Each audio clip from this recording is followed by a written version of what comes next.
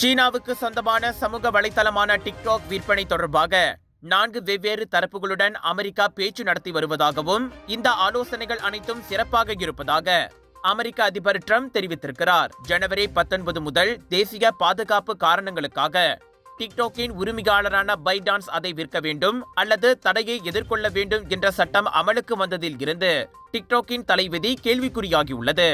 ஜனவரி 20ஆம் தேதி பதவியேற்ற பிறகு ட்ரம்ப் சட்டத்தை அமல்படுத்துவதை 75 நாட்கள் தாமதப்படுத்தும் நிர்வாக உத்தரவில் கையெழுத்திட்டார். டிக்டாக்கில் விரைவில் ஒரு ஒப்பந்தம் ஏற்பட போகிறதா என்று கேட்டதற்கு அது சாத்தியமாகலாம் என்றார். எனினும் வழக்கமான வணிக நேரத்திற்கு வெளியே ரியூட்டர்ஸின் கோரிக்கைகளுக்கு டிக்டாக் மற்றும் பைடான்ஸ் உடனடியாக பதிலளிக்கவில்லை.